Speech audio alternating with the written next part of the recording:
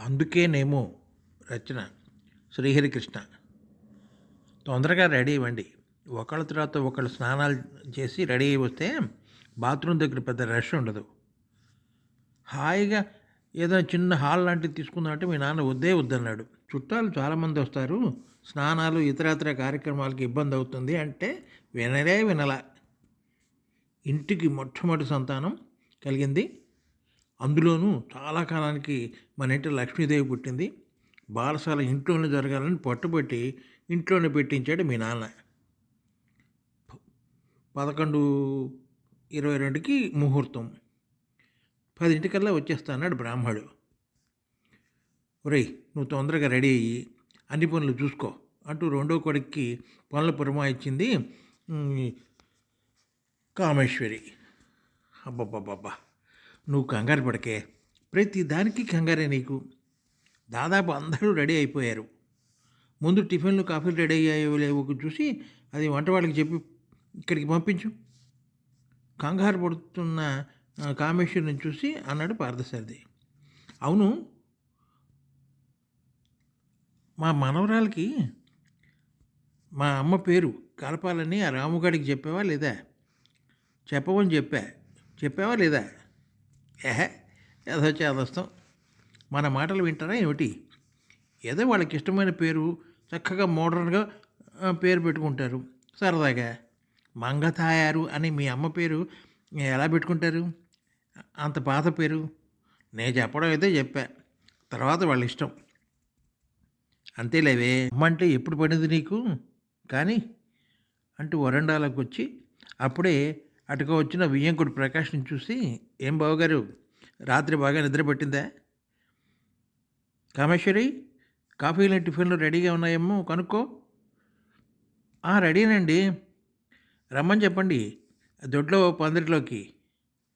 ఒరే మధు, అందరినీ టిఫిన్లు కాఫీలు చేయడానికి దొడ్లో రమ్మను. బావగారు రండి, కాఫీ టిఫిన్ చేద్దరు కానీ. ఈలోపు బ్రాహ్మడు వస్తాడు. బారసాల కార్యక్రమం అయిపోయింది. చాలా బాగుందిరా మీ అమ్మాయి పేరు, శ్రీమంగళ అర్పిత. మీ నాయనమ్మ పేరుని కూడా కలిపావు. అర్పిత ఏమో కొత్తగా మోడర్న్గా ఉంది పేరు. థ్యాంక్స్ బాబాయ్ అన్నాడు రాము. మైథిలియే సెలెక్ట్ చేసింది ఆ పేరు. ఆ క్రెడిట్ అంతా మైథిలిదే. నూతిలో చాద వేయడం, ఉయ్యాల్లో పడుకోబెట్టడం అన్నీ యథావిధిగా బాలసార జరిపించడం, ఆ కార్యక్రమాలని బ్రహ్మాండంగా జరిపించాడు పార్థసారథి.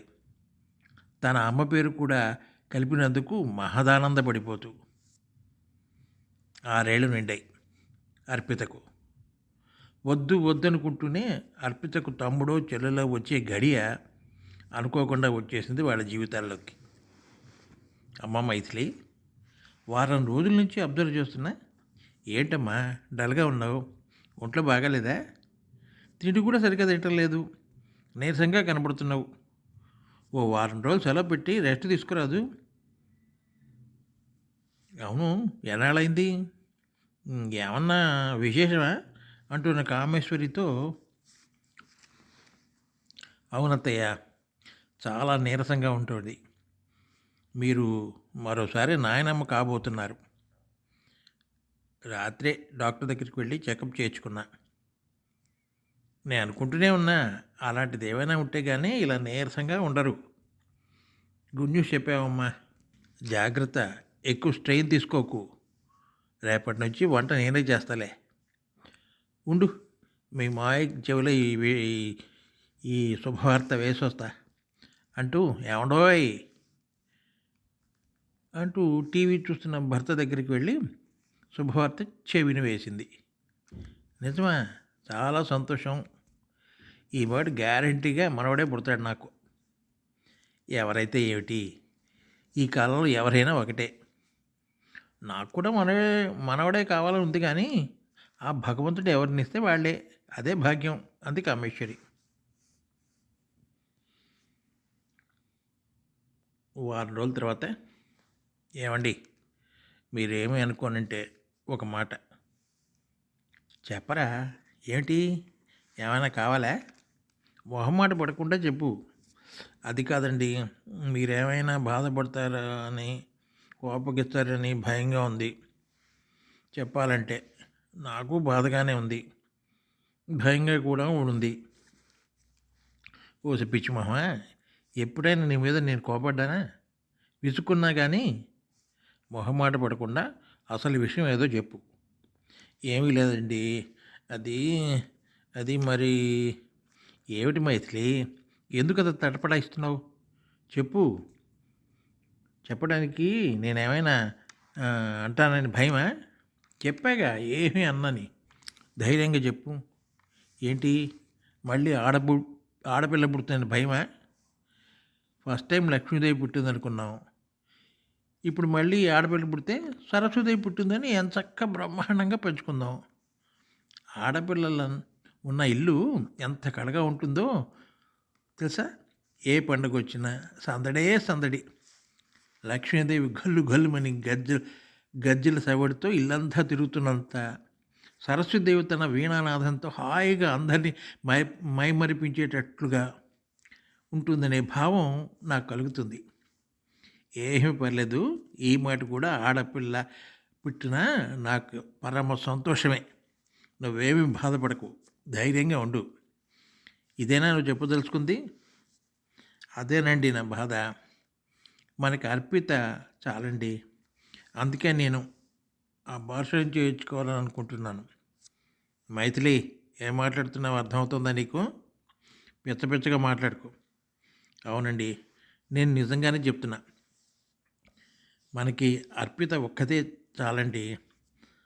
ఆడదానిగా నేను ఎంత కష్టపడుతున్నానో పుట్టిన దగ్గర నుంచి తెలుసు.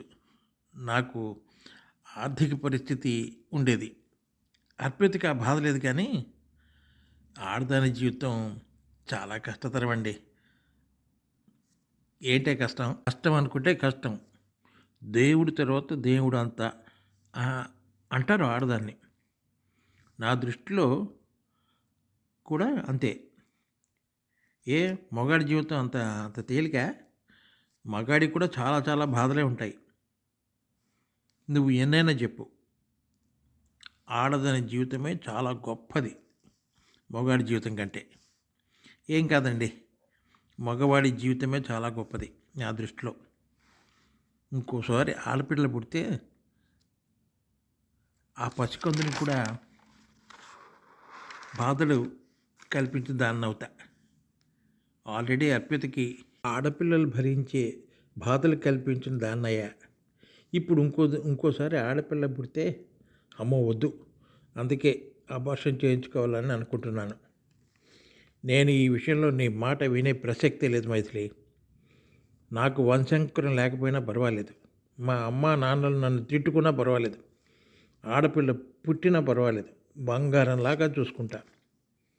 కొడుకు పుడితే నేను బంగారంలాగానే చూసుకుంటా. కొడుకు పుట్టకుండా మళ్ళీ కూతురే పుడితే అందుకే నేను అబార్షన్ చేయించుకుంటా అనేది. పిచ్చ ఆలోచనలు మానుకో. Abortion చేయించుకుంటుందాడు, abortion. రేపొద్దుట అమ్మ నాన్నలతో మాట్లాడి అప్పుడు తేల్చుకుందాంలే, ముందు పడుకోపో. తెల్లారింది. అమ్మా నాన్న, మీతో విషయం చెప్పాలి. మీరేమీ చెప్పక్కర్లా. రాత్రి మీరు నెమ్మదిగా మాట్లాడుకుంటూ ఉన్నారేమో అనుకుని మాట్లాడారు, కానీ గట్టిగానే మాట్లాడుకున్నారు. మేమంతా విన్నాం, నవ్వుకున్నాం.